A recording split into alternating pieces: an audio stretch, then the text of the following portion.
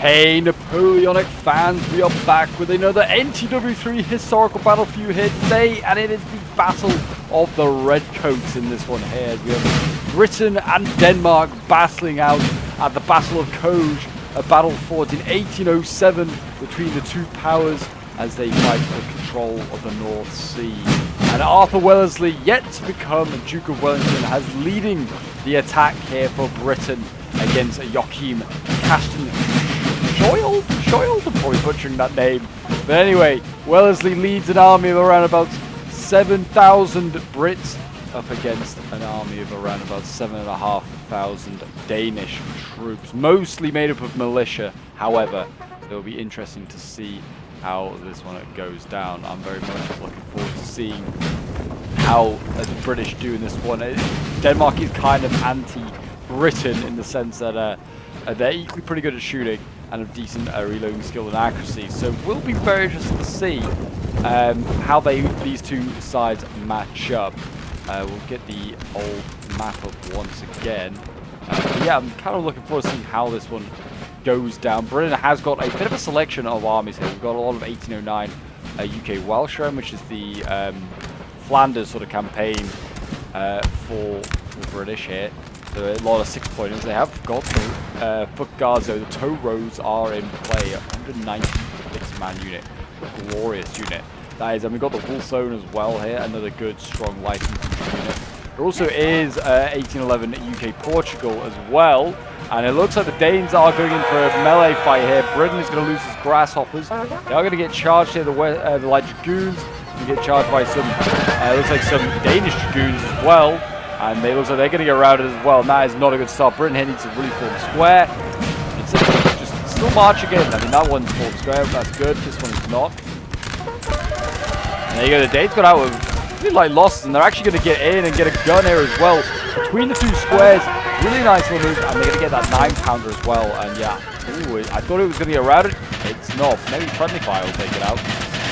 But it looks like, yep, there it goes. It routes. That's unfortunate there. That last few volleys at the end are routing. That's a really good result there for the Danes. They've got the General John Hope here as well. That could have been even more catastrophic, that's for sure.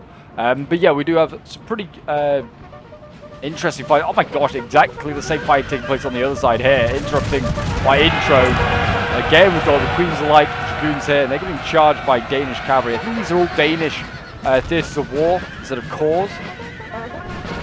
Same as the British, really, actually, now I think about it. The British are all theatres of wars as well. And there goes Britain. He's now sending the Portuguese going in trying to squish this cavalry. Is it heavy cav? I think it is. Looking at the hats, like the sort of like hats that they're wearing. They might be bicorn hats. That's the word I'm looking for. They might be heavy cav. It's a big unit as well. Huge unit. Looks like there's a lot of militia here, as like historically there was. See, these guys aren't quite like all holding their muskets in the same sort of angle. They look quite ragtag, not in proper sort of regimented lines. Kind of shows that they are militia. And there's some huge units here as well. These are big units. There's some skirmishes as well. Like, they've got a huge skirmish. Another thing that the Danes really have a lot of. Yeah, this massive skirmish line. But yeah, there you go. Britain sort of on the back foot to start with, losing a lot of cav early on. Denmark certainly can bring, I'd say, more cavalry, but it's not exactly a cavalry-heavy faction itself either. I wouldn't say it is, like I said, anti-Britain. They rely on good shooting infantry, like the British. So it shall be interesting to see how this one goes down. Could get quite confusing for both sides, who is on whose side, since they're both fighting red. Historically, this was a British victory. Will history be repeated though here today? We will find out together. Will the Danish be able to change history and win the day? Who knows? If that happens, I mean, kind of is going to destroy Wellington's career, that's for sure. I mean, because this is like his sort of first major action since India, but before Spain. So, like, if he didn't win this historically, will he have then got the command in Spain? Who knows? Maybe, maybe not. Historically, there was around about 30 killed for the British and about 120 wounded. And the Danes have about 150 killed, and then have about 200 wounded. It's not a very large battle for like losses. They lose about 1,700 troops and capture because a lot of the militia surrender. But yeah, it's certainly going to have more losses here today. I think the British might have already taken more than 30 losses, to be honest, by now already. But yeah, I'm pretty sure the British take a pretty defensive position, and they basically get assaulted by the Danes, who are trying to stop the British from taking Copenhagen, which is what this army is supposed to be doing, along with, obviously, tying in with the British Navy at the same time, which is led. This one's not led by Nelson, but Nelson does do a raid on Copenhagen. But by this point, Nelson's very much dead. I'm not sure who the British admiral is in charge of the Seaborne operation. I can't remember its name off the top of my head right now. But yeah, not really a lot mentioned about this battle if you like to search it up. But I'm pretty sure the Danes making an offensive against the British positions. Hence why the British take so few losses.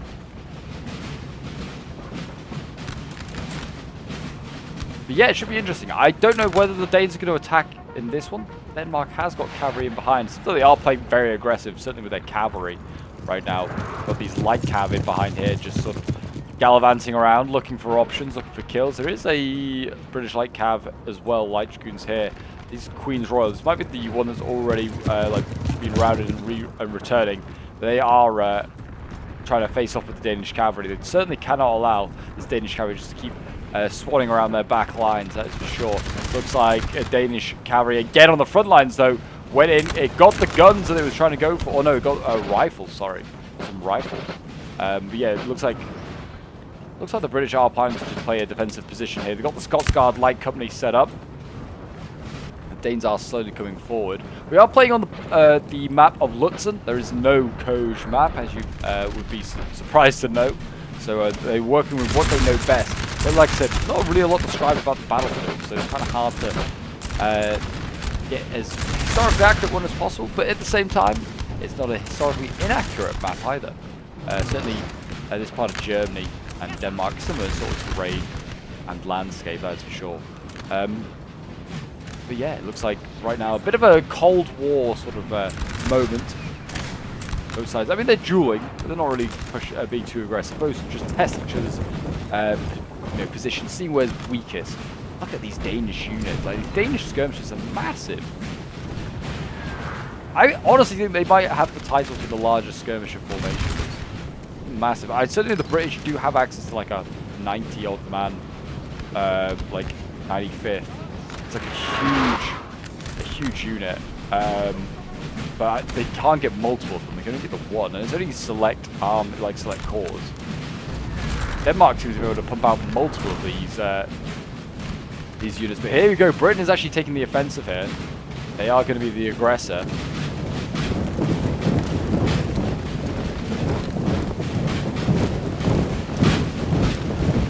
Denmark's getting set up. I mean, Britain's going to rely surely on discipline, and I mean they're going to have good shooters. I'd imagine better shooters than this militia.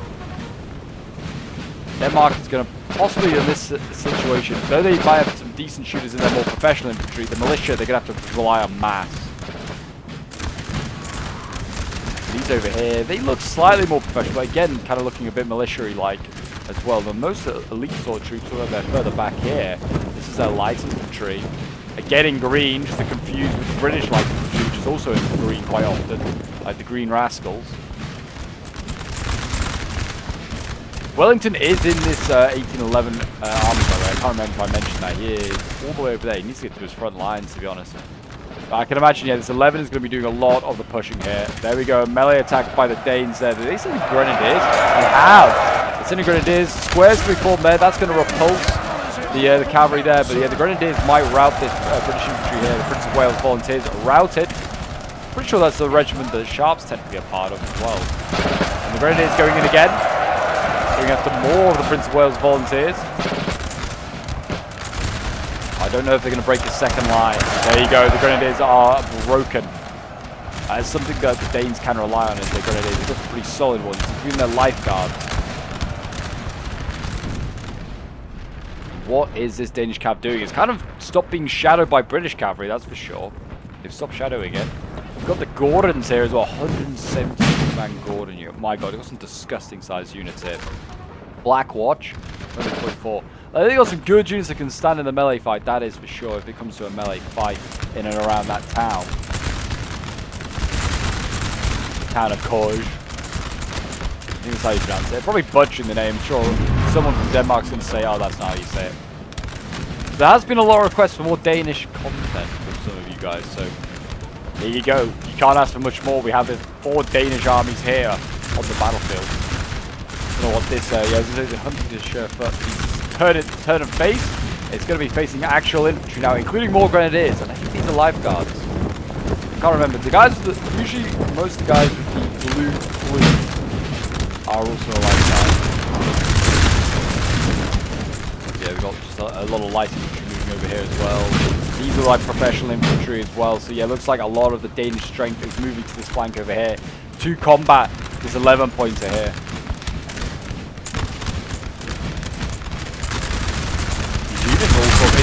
They need Denmark to sort out his formation here. What's quite going on there? I do not know. Might be friendly firing. It looks like we're going to see some infantry withdrawn, including grenadiers actually. There was grenadiers in the front line here. We're going to bring forward more militia. Good. And we have guards here. These are the Norwegian guards. Certainly a type of guard. I can't remember if it's Norway or the Norwegian guards or Danish guards. More infantry being shifted forward. Looks like Britain's falling back some of his volunteers as well. This guy's already taken a fair battering, I think, from the Grenadiers. So re-rally. Sorry, Britain is getting close. They've got the Coldstream Guards as well. 184-man unit dominating the centre of their line there. Probably winning every gunfight there is, because you've got to fire 3 rounds a minute in any weather. That is a requirement in the British Army in the Napoleonic period. That's what Sharp would tell you. Detachment here, such an odd name. What's your regiment, sir? We're part of the detachments regiment, sir. They're getting absolutely battered though. There you go, they've gone just like as quickly as that. Oh yeah, some more bacon. So general killed though. How? Oh my god, the general has been sniped for that sneaky Danish cavalry in the back there. They've gone straight through the squares. The squares obviously formed because they think they were going to get hit. Instead, no, he's like, nah, I'm not going for that. I'm going for the general. And John Hope, Earl of Hopeton, has been killed. The infantry actually is orange line just because they're routing cabs coming through the back lines here. So you'd imagine Denmark is going to take the offensive here now. And they are going to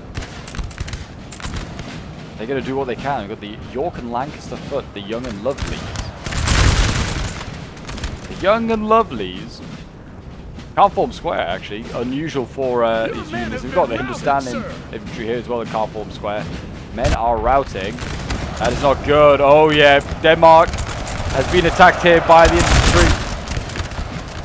We've got foreign recruits going in. Coldstream's not being sent into melee, interestingly enough. If all the units are sent into melee, they send in basic infantry, not the Coldstreams. Denmark is sniffing about with their cavalry on the flanks, looking for options. Going for a lot of this line is shattering though. Denmark's centre is going. They're going to send up cavalry to try and, you know, block off any sort of further advance from the British. But some of the British line has crumbled itself. Denmark's held in a few areas, mainly where the guards and the grenadiers have held. These are the units that have held the line, the guards and the grenadiers. The Coldstreams might be needed to go in there to face off against their counterpart. Cavalry could also go in as well. These guys are very much overcommitting now, and yeah, they send in the cav. You just run down these Danes nice and easily. Britain gunning these 4 Danes right down as they march towards them. Yeah, militia just charging head on. Not gonna work. Suicidal, I'd say. That's like devastating, that assault there. Britain did part of it, and then Denmark countercharged in a few areas. Yeah, that's devastating. Oh my gosh. Awful. Let's go back to the other flank side. I have a feeling this British army is going to be seeing a lot of action very, very shortly.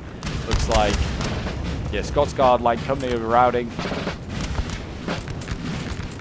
They're being forced back. Britain's still forming square in a few areas. I don't know why. I mean, there's Danish cav. Oh, again, there's Danish cav right here. Duh, that's why they're doing it. Oh, they're in real trouble. Real trouble here, because the Danes are going to obviously just keep harassing the British squares. Kind of smart. They got a line sort of almost in front of the squares. And the squares trying to be like a rear guard. They just need to get back to the town, get back to safety. The Danes are trying to be on the corner of the corner of the square so they don't get shot. Kind of failing at that right now. Too big a cav unit to try that. At least in that formation, they need to go a narrow formation. Most of the army is going to get back. I don't think the Herefordshire front is getting back. Or maybe just Wales volunteer, to be honest.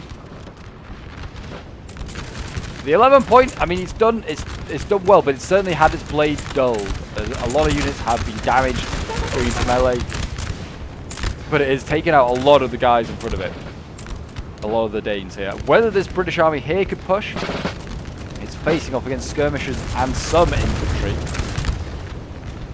But I certainly think they have more than enough. The thing is, cavalry would be ideal for taking out these skirmishers. The British have lost so much cavalry already. They have got 3 regiments over on this side here that they can definitely be using. They want to do Scarlet Lancers, Emperor's Chambermaids. They're good cav units. I mean, they've already seen action. We've got the Royal Light Dragoons on that flank as well. Yeah, look at that. The Herefordshire foot is not getting out of that alive. Cold. Oh no, it's not Coldstream. I was thinking it was from the sheer scale. No, it's a Prince of Wales volunteer. There you go, Herefordshire foot. That routes. It should return 101. Probably should return. With no general though, who knows? There's a problem for this British army here. Peter Hayes will have to lead the way. Peter Hayes. That's a bit of a French name if I've ever heard one though. I wouldn't trust Peter Hayes actually. I'd take it back. He should not be in command. Or detachment. Royal Military Artificers. The L3s, they are sappers, but I think they have decent melee stats here, so they're technically down to line infantry.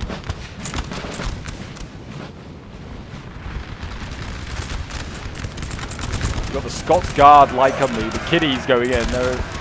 I would arguably put the Scots Guard Light Company down as a SG, as a skirmisher grenadier. If I was, yeah, it looks like now the 11 point is giving ground. Though they have won this space, looks like they're going to withdraw, and maybe withdraw behind, behind this sort of hamlet over here. That seems like the direction they are heading. And I think it's because the British right is getting so heavily pressed right now.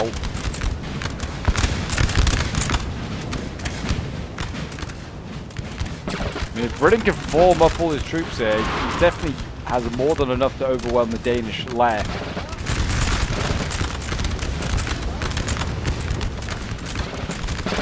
Just does not want to get in a melee.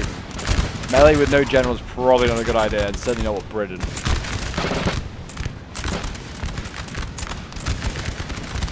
It is usually their kryptonite, is melee.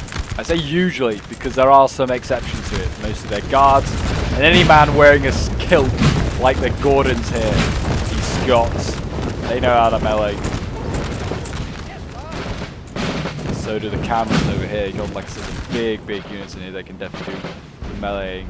Don't want to keep these guys out of melee. The Monmouthshire Lightfoot, these guys can shoot for England. What else we got in here? Highland Foot, that's a G4. Which I did not realise it's down as a grenadier unit. I always thought it was a light infantry. But no, it's G4, which is technically still light infantry. It's a fast moving grenadier. The G5, I'm pretty sure, and some other variations of Britain. And Cav went in and it's got that gun. We didn't even see it was that quick. That's how quick they've been, the Danish. They've been in and out with their cavalry, and they've got guns pretty easily. Even the stakes didn't stop the Danes there, they kind of just went around them. Partly. British cav in the back here, what's that taken out? Queen's Light Dragoons. Yeah, the Danish cav here is doing a good job. Britain seems to be just caught sleeping, napping most of the time going into these cavalry engagements. They've not got to charge off themselves. And the Scarlet Lancers, I think, here are just because they're just a top tier cav unit, somehow persevered. They're actually maybe going to run down the Danes. We have got the Emperor's Chambermaids arriving as well, and also the Loyal Lincoln Light Dragoons. Don't know why they're dashing every single cav unit here. No need. Scarlet Lancers finally routed, but the Danish cavalry has gone. Which is good, to be honest, because that was one of the things threatening this British line, and now the British line can kind of just go back to worrying about what's in front of it, which is a mass of militia. More militia than the eye can see. What have we got here? These are actually professional Danish troops. They can cause a problem. I imagine they can square, so any cav of the British going out there is going to be pretty null and void if the Danish obviously paying attention. Killing a general off themselves would even up this fight. There's a general here. A lot of Danish troops actually just kind of passively stood here, including guns. We've got guns sort of sat here doing nothing. I don't know what they're waiting for. We've got grenadiers back here as well. Fair enough, they're waiting. What else we got here? This is just a hussar of sorts. With these busy microing elsewhere, I don't know, AFK, something like that. Calvert's entire, the 14th foot. They've routed. Can't deal with the Danish onslaught of musket balls.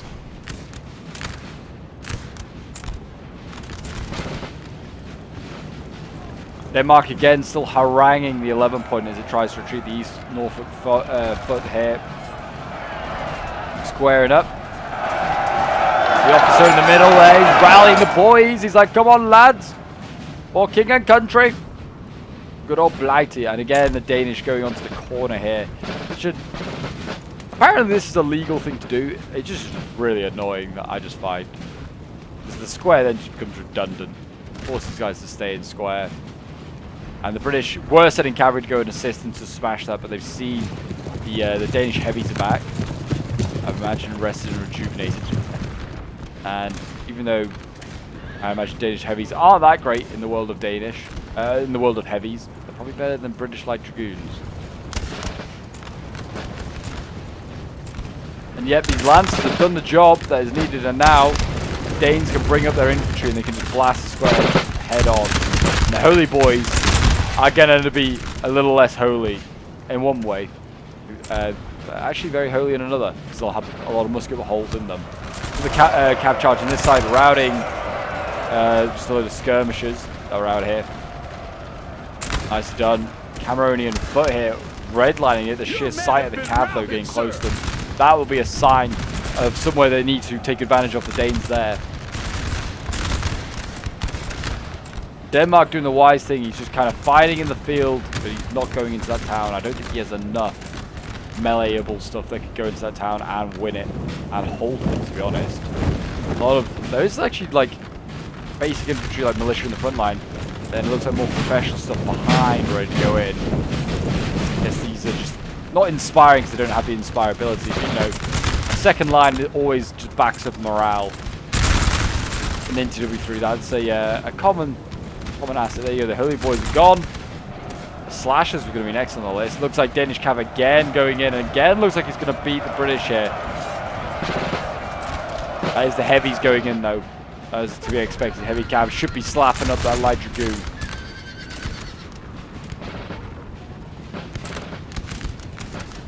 And it started pretty well for the British, but it's slowly not going to plan here.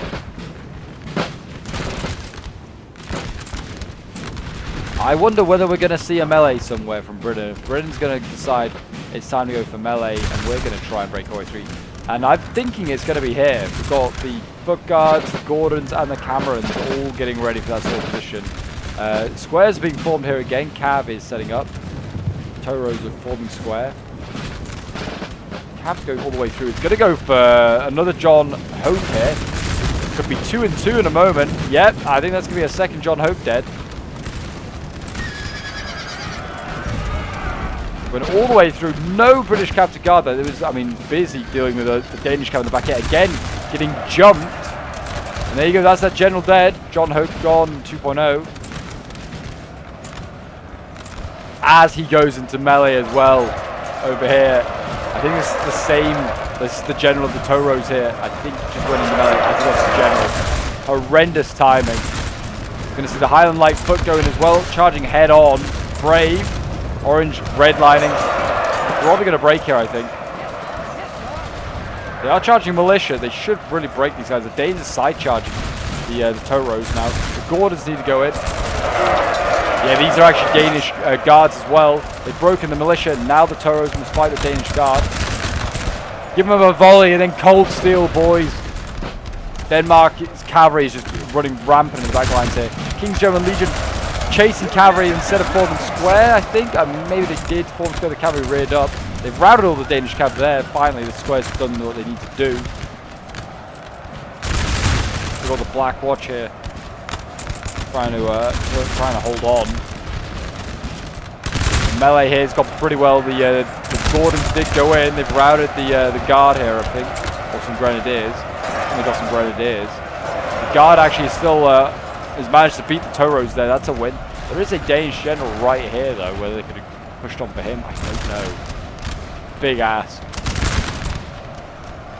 I'm surprised they didn't commit the Camerons as well. There you go, the Gordons is routed, I think, because they're just getting rear charged technically by the guard there. They also have no general. And they're exhausted probably from their current... Well, actually only winded. But I'm surprised that, yeah, they commit the Camerons as well. Like, they committed 2 of their meleeable units. So send the 3rd in as well. They're blowing this building up. I don't know if they're going to blow it to 100% because it's probably part of the LOC. They need to take, I think, John Hope. Might die, though, if they keep blasting it. We've got the Royal Military Artificers in there as well. But yeah, a lot of melee units have already died in there. We've still got Black Watch over here.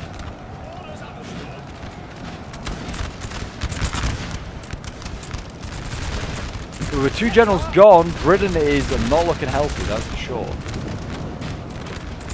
I mean, as you can see here right now, like, Denmark is just pushing back the Brits. All fronts. Taking casualties while they do it, that's for sure. The British are still putting up a good fight. Your men have been routed, sir. But yeah, where the areas where like they have no generals, they are just shattering. Big Danish cavalry unit going through down the center here. Camerons are trying to withdraw. Danish cabs going in. It's not a particularly special one. It's just a, I don't know, like a light cab, but quite a large unit. Yeah, another John Hopeton. John Hope has just come out. Why is he out of the building? Get back in the building, man. They are blasting it. I think you can get inside that square. The Camerons hold for now. Rout that militia. Cav is going... Oh, he was going to go rear charge in the British line here, but it's routed at the precise moment they needed to.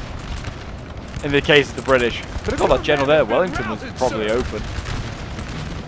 Right now, to be honest, the 11 point is not doing a lot. It's like sort of in the front line, but it's got a lot of troops inactive right now, just in the center here, in the nothing space. Whether they feel like they need to go backwards and forwards, I like both ways. I think they were going to go and try and support the Danish against Danish forces over here, which again, not a bad idea. But the British are slowly getting encircled. You can see here the British are in blue, the Danish in red on the map, and the blue is slowly getting encircled in most directions here. Like this Danish front here has not moved. They've just not been interested at all in pushing this area. If I was Brits, maybe try and give it a go with melee and try and force the Danes out. I mean, some small victories. Gunfights, I don't know if it's the right idea.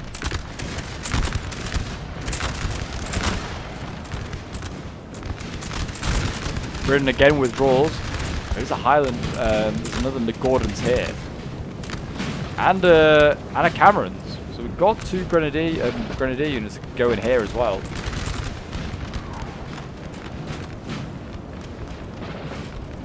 With the right support, I mean, they need cavalry support, which they don't have anymore, the Brits. They could rout a lot of this militia. Like, this is scary, but it only needs a determined charge, and you could rout most of this. As we saw right at the beginning of the battle, actually. Brits. No. Blackwatch should not be in a gunfight, though, really. You don't win your grenadiers in gunfights, if avoidable. Only grenadiers that want to be in a gunfight are Austrian grenadiers, really. And there go the guards again. They're going in against the Royal Military Artificers. I don't know who will win that. Both are technically grenadiers, I think. I think maybe the guards will probably win it because of the sheer size. Probably a better stat slightly. Yep. But I don't know. Rear charge there from the Camerons might help just defeat that guards unit. The guard is holding on. There you go, find the route. Yeah, Britain is like pretty much back to back now. It's front lines on either side. And then the 11 point here might as well just start turning and facing this Danish force here on the right.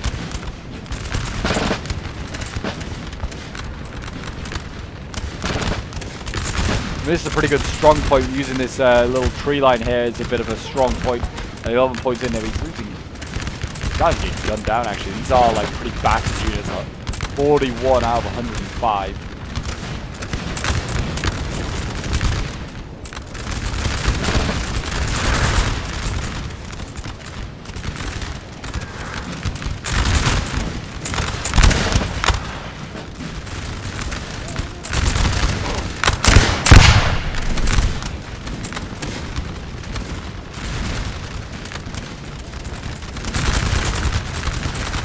think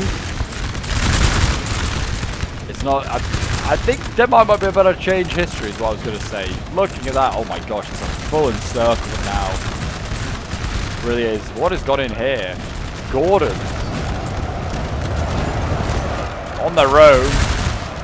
Red lining. Yeah. And they've routed 156 men. Sending the chasseurs botaniques. Why is Britain deciding to try and melee? I do not know. I mean, I understand with the Scots and things like that. Yeah, it works. But they're trying to melee like through so many of their own routing troops as well. Danes are going to farm a whole bunch of Brits here.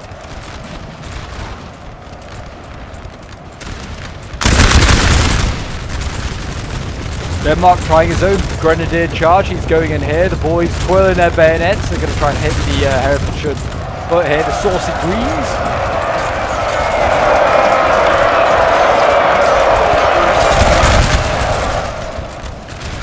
Looks like they're going to have success. The saucy greens look like they're going to get beaten here. Yep, smash through them. Go into the next lot. Well, going into anything down the line. Actually, also help the infantry has been broken. Hindustan infantry being broken there.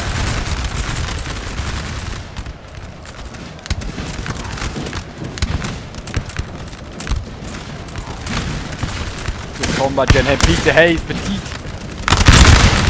Ready to receive the Danes. Give them a good volley, boys. Before you give them the cold steel. There you go. Nice little volley. Counter charge. That might work. Attachments over here getting charged. Actually might be able to hold that for now. Britain is holding in some areas, but not in others. This little forest is about to go, and then they're going to go down the line. Prince of Wales volunteers already redlining here with 150 troops. Left up the battalion. And it's an infection just going down the line, passing on down the line.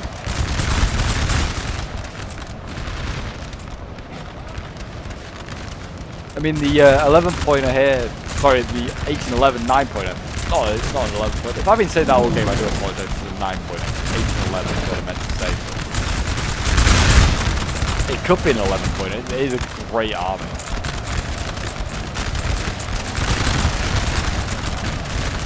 But yeah, it's pretty much back to back. So I mean, like infantry that fires at the 9-point here is like hitting the 6 in the back. And yeah, oh, I thought that was Denmark coming out of the forest, but it's not. That's Prince of Wales escaping for now.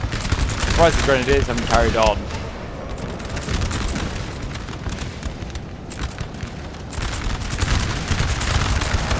And we're going in here. The Black Watch finally seeing some action. They look like they're going to rout. Yeah, 86 of them, they're routing. They've been hit by cavalry as well. That's why Danish cav went in when they were in melee. That's what doomed them. Looks like we still got Royal Military Artificers in there, and anything else? I don't know. Maybe the Monmouth of Lightfoot, I think, are in there as well. And John Hope is in there. There's a whole bunch of troops being bunged into that building to try and hold it. Guess this is the LSC they need to hold on to.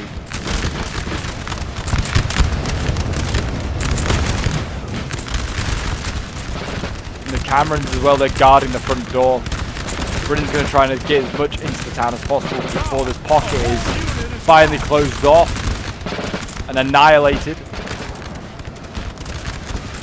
I mean, Denmark's doing Denmark things, standing and shooting.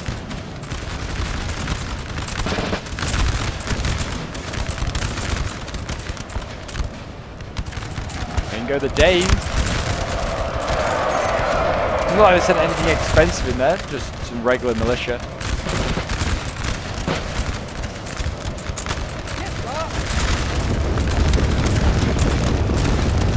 Coldstream's coming out again. This is the 9-pointed Coldstream. We've already seen quite a bit of action. They're going to form a pair. They're going to try and get a volley off. Denmark's not going to allow them into the charge.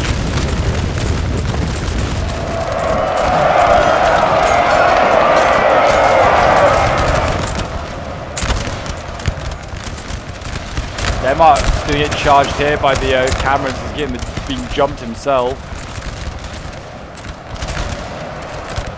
So the first time I actually think I've seen Denmark being caught unawares rather than the British.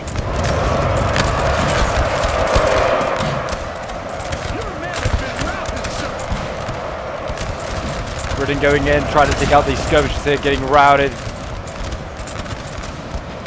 Coldstream's held once more, as they do. The Camerons won their fight as well. They can't be everywhere. It's all looking a little over here for Wellington. He might be about to die at the hands of the Danes, which I couldn't think of a worse way to go.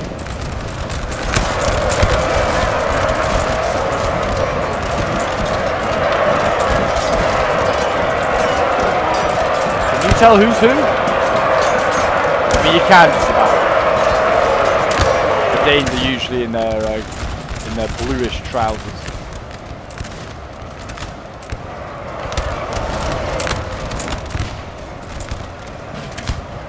Coldstreams are now in town. They're trying to do their best. I think Wellington is knocking about here. Yeah, he's still alive. He's pretty much on the front line now. That's why this Coldstream's still performing so well, because his general is still alive. I think it might be about to die though here. Danish cavalry is dashing. It's going to go for that general who's on foot, and Wellington there. And if they get him, I mean, it's already over. It might be even more over. Oh, is he going to get in the town? He might be able to get in the building, actually. Yeah, he's safe. He's got in. Very nice. Might not matter, though. Might not matter. Have been routed, sir. Dawn's men have been routed.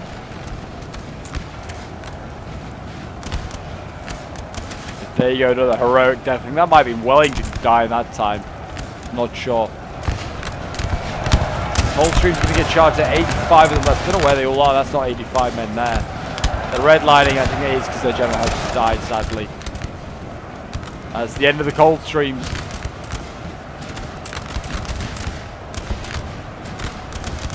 It's the end of the British Army. And it's a change in history here. This house makes one last stand.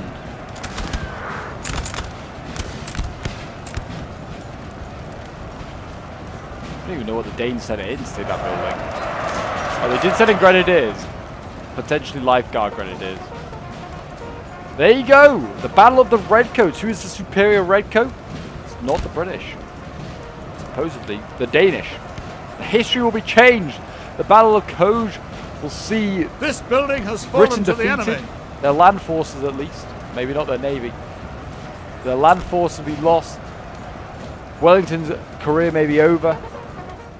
And there we have the end results. And maybe Denmark would have a more involved appearance in the Napoleonic Wars. Who knows?